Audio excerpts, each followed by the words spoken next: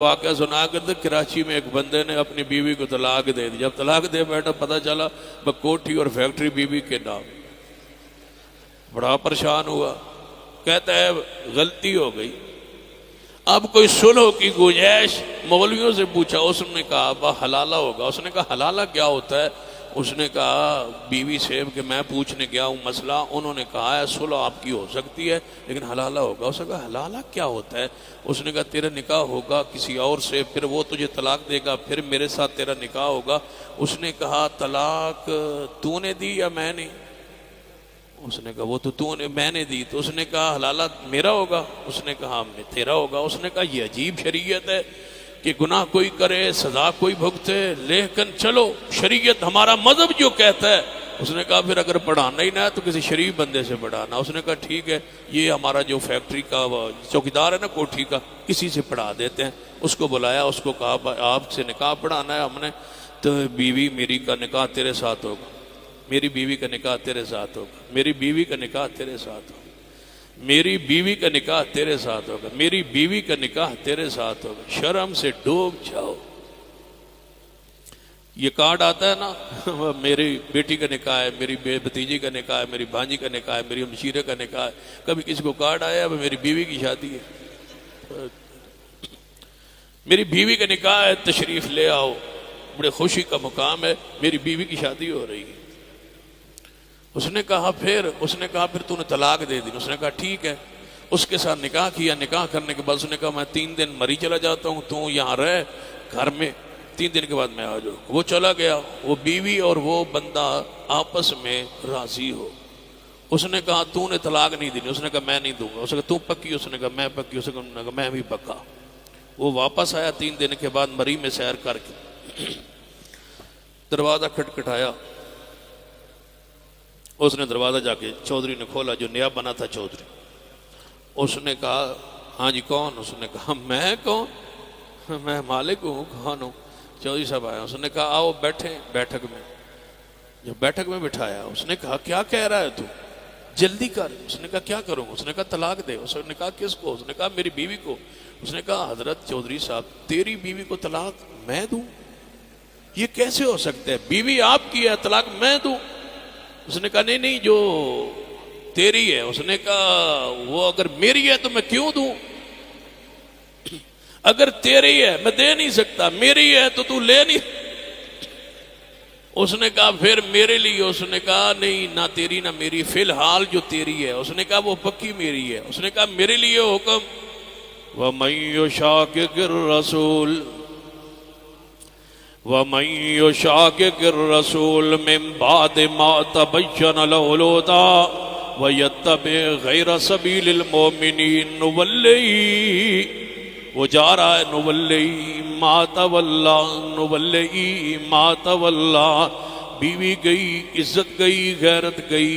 نُوَلِّهِ مَا تَوَلَّىٰ وَنُصْلِهِ جَهَنَّمَ وساعت مسیرا.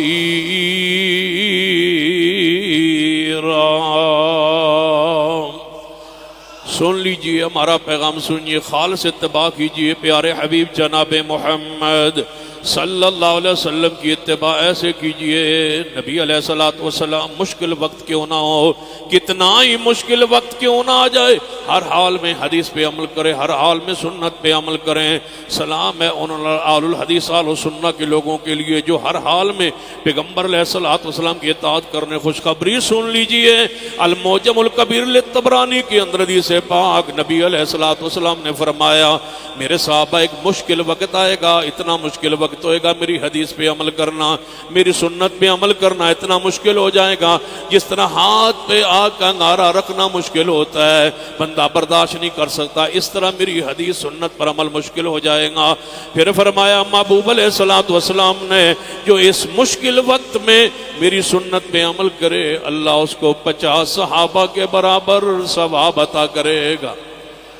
مشکل وقت میں برادری ایک طرف ہے, قوم ایک طرف ہے, علاقہ ایک طرف ہے, بندہ مشکل میں حدیث پر سنت پر عمل کرے اللہ 50 صحابہ کرام کے برابر ثواب عطا کرے گا. اور جانتے ہو ایک صحابی کے اجر عمل کا ثواب پیغمبر علیہ السلام کی وہ حدیث ہے صحیح البخاری، اگر تم اود پہاڑ کے برابر سونا خرچ کرو اور میرا صحابی ایک مٹھ جو کی خرچ کرے تم ان کے ثواب کو نہیں پہنچ سکتے۔ پھر میں کہتا ہوں ہر اس شخص کو جو اصحاب رسول کے خلاف زبان دراز کرتا ہے، صحابی صحابی ہوتا ہے، صحابیت کا درجہ اتنا بلند ہوتا ہے۔ کسی محدث سے پوچھا گیا تھا کہ صحابی کا درجہ اور مقام کیا ہے؟ فرمایا غیر صحابی کی زندگی کے سارے اعمال اکٹھے ہو جائیں تو صحابی کے گھوڑے کے ناک کے نتنے میں جو مٹی گرد و غبار اللہ کی راہ میں نگلتے ہوئے لگتا ہے، عام بندے کی زندگی کے اعمال اس کے برابر بھی نہیں ہو سکتے۔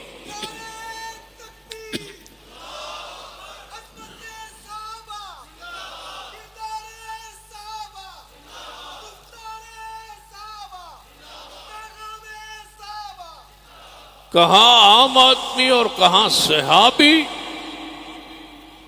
صحابہ کرام کے خلاف بولنے سے پہلے سوچ لیا کرو تمہاری اپنی حیثیت قد کاٹ کیا ہے۔ کس کو کہہ رہے ہو؟ صحابی رسول کو جس پہ اللہ راضی ہے، اس کو برا کہہ رہے ہو۔ کہتے ہیں فلاں جو صحابی ہے اس کی شان میں کوئی قرآن کی آیت حدیث ہے۔ میں نے کہا ایک آیت بھی نہ ہو، صحابی ہونا کوئی تھوڑی شان ہے؟ صحابی جو ہوئے امیر معاویہ رضی اللہ تعالیٰ کی شان پر آیات اور احادیث موجود ہیں، لیکن سن لو ایک آیت بھی اور حدیث نہ ہو تو معاویہ کے لیے اتنا ہی کافی ہے کہ وہ میرے مصطفیٰ کا صحابی ہے۔ امیر معاویہ مصطفیٰ کا۔ ایک بندہ کہتا ہے وہ امیر معاویہ کا معنی کیا ہے؟ ان کو تکلیف ہے معنی سے۔ کہتے ہیں معاویہ کا لغوی معنی کیا ہے؟ میں نے کہا لغوی معنی جو بھی ہو، جب حضور نے فرما دیا معاویہ دھل نہیں گیا، نام پخیزہ نہیں ہوا، جب حضور نے فرمایا وہ معاویہ ہے۔ کہنے لگے معاویہ کہتے کس کو ہے؟ تو اس کے معنی میں غور کرو۔ میں نے کہا معاویہ ایک ستارے کا نام ہے جو رات کے 2-2:30 بجے چڑھتا ہے آسمان پر۔ جب وہ چڑھے نا تو پنڈ دیہات میں جتنے کتے ہوتے ہیں وہ اتنے اوپر منہ کر کے کوک مارتے ہیں، بھونکنا شروع کر دیتے ہیں۔ کہتے ہیں معاویہ کس کو کہتے ہیں؟ میں نے کہا معاویہ اس ستارے کو کہتے ہیں جس کو کتے بھونکیں۔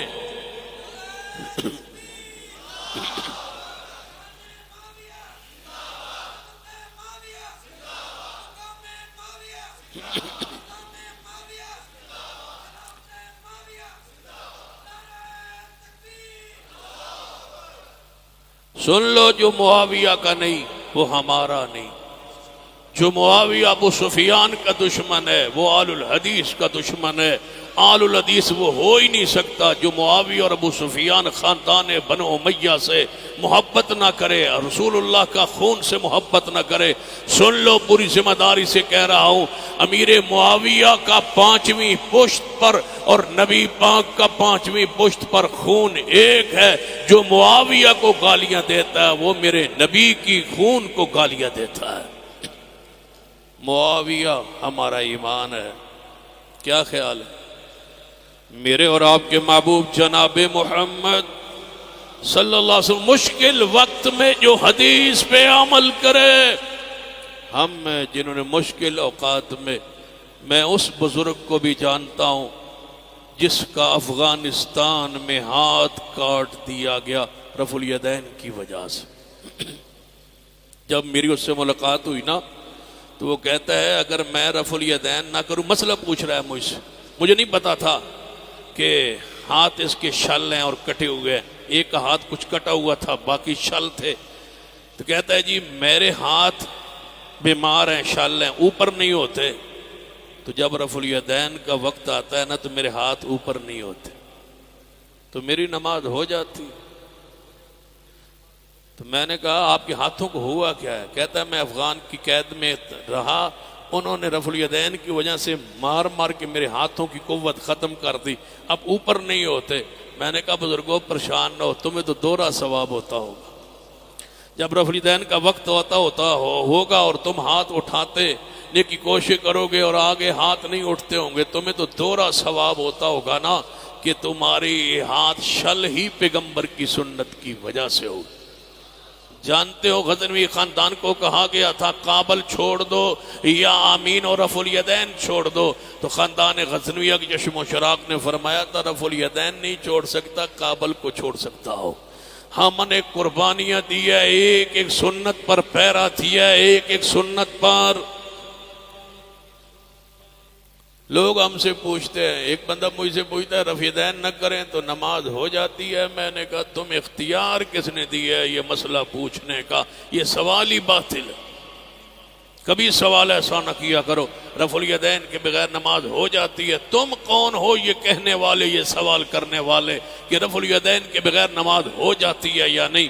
تم مفتیان کہاں سے پیدا ہوئے ہو؟ صرف یہ پوچھو کہ رفع الیدین حضور نے کیا ہے یا نہیں کیا۔ جب کیا ہے تو پھر تم کون ہوتے ہو کہنے والے اس کے بغیر ہوتی ہے یا نہیں ہوتی؟ اللہ کی قسم ہم کبھی بھول کے بھی اپنے رفع الیدین نہیں چھوڑ سکتے۔ ہمیں اس سنت سے اتنا پیار، اتنی لذت محسوس ہوتی ہے، ہمارے ہاتھ سنت کے عادی ہو گئے، بے خیالی میں اٹھتے ہیں، محمد کی سنت کی عادت پڑ گئی ہے۔ تمہیں لذت کیسے آئے؟ تم نے سنت کی لذت کو چکھا ہی نہیں، اس حلاوت کو چکھا ہی نہیں۔ ہم سے پوچھو، وہ 11ویں کی کھیر میں مٹھاس نہیں جو رفع الیدین میں مٹھاس۔ ایک بندہ کہتا ہے، میں نے کہا ہم جب آمین کہتے ہیں نا ہمیں ایسے محسوس ہوتا ہے جیسے منہ میں چینی پڑ گئی، مٹھاس۔ کہتا ہے میں نے تو کہی ہے میرے تو منہ میٹھا نہیں ہوا۔ میں نے کہا پھر آپ کو بخار رہا ہوگا، آپ بیمار ہوں گے۔ جو بیمار ہو نا اس کا منہ میٹھا نہیں ہوتا۔ منہ کس کا میٹھا ہوتا ہے؟ قُلْ إِن كُنتُمْ تُحِبُّونَ اللَّهَ فَاتَّبِعُونِي يحببكم الله ويغفر لكم ذنوبكم والله غفور رحيم۔ خالص اتباع کرے جو محمد مصطفیٰ صلی اللہ علیہ وسلم کی، اس کا منہ میٹھا ہوتا ہے، لذت محسوس ہوتی ہے، تسکین محسوس ہوتی ہے، سکون محسوس ہوتا ہے کہ میں نے سنت پر عمل کی ہے۔ اور رفع الیدین تو ایسی سنت ہے، ایسی سنت ہے، ایسی سنت ہے۔ جو لوگ کہتے ہیں نا کہ رفع الیدین کے بغیر نماز ہو جاتی ہے، میں اس سے پوچھتا ہوں کہ کیا پوچھا ہے آپ نے؟ جی رفع الیدین کے بغیر نماز ہو جاتی ہے؟ میں نے کہا نہیں ہوتی۔ میں کہتا ہوں بھائی نہیں ہوتی، میں کہہ رہا ہوں نہیں ہوتی۔ آپ شروع کریں رفع الیدین کے بغیر نماز، کیسے شروع کریں گے؟ کہتا ہے جی وہ ایسے، میں کہنا ایسے یہ رفع الیدین ہے نا؟ کہتا ہے ہاں جی۔ تو میں نے کہا اس کے بغیر شروع کرنا کیسے شروع کرے گا؟ کہتا ہے یہ میں نے نہیں پوچھا، میں نے رکوع والا پوچھا ہے۔ میں نے کہا میں یہیں سے شروع کر رہا ہوں۔ شروع سے رفع الیدین نماز کا آغاز ہوتا ہی رفع الیدین سے۔ شروع کیسے ہوگی رفع الیدین کے بغیر نماز؟ ہاتھوں تو اٹھانا پڑے گا۔ کہتا ہے یہ نہیں پوچھا، رکوع والا پوچھا ہے۔ میں کہتا ہوں تو نے یہ کیوں نہیں پوچھا؟ پہلا پوچھ، یہ تو روزانہ کرتا ہے؟ کہتا ہے ہاں۔ میں نے کہا دلیل دے کہ پہلا رفع الیدین ہر نماز کے شروع والا رفع الیدین یہ فرض ہے، واجب ہے، ضروری ہے، اس کے بغیر نماز ہوتی ہے نہیں ہوتی؟ یہ فتویٰ دے۔ جو فتویٰ پہلے کے بارے میں میں لکھ کے دیتا ہوں وہی فتویٰ دوسرے کے بارے میں۔ اگر پہلا فرض ہے دوسرا فرض ہے، پہلا سنت ہے دوسرا سنت ہے، پہلا واجب ہے تو دوسرا واجب ہے، پہلا مستحب ہے تو دوسرا مستحب ہے، پہلا جائز ہے تو دوسرا جائز ہے۔ اگر پہلے کے بغیر نہیں ہوتی میں لکھ کے دیتا ہوں، پھر دوسرے کے بغیر بھی نہیں ہوتی۔ اگر پیغمبر نے پہلا ہمیشہ کیا ہے تو دوسرا ہمیشہ کیا ہے۔ جس طرح اس کے بغیر نماز شروع نہیں کی، اسی طرح رکوع کو بغیر رفع الیدین کے بغیر پیغمبر نے رکوع نہیں کیا۔ میں اس وقت آپ کے سامنے باوضو حاضر ہوں، رب اکبر کی قسم ہے قرآن کو تو ہاتھ میں لے کے کہہ سکتا ہوں، سر پہ کہو تو اٹھا کے کہہ سکتا ہوں، بیت اللہ کے اندر داخل ہو کے غلاف کعبہ پکڑ کے کہہ سکتا ہوں، میرے پیغمبر نے ایک نماز کی ایک رکعت کا ایک رکوع بھی رفع الیدین کے بغیر نہیں کیا، نہیں کیا، نہیں کیا۔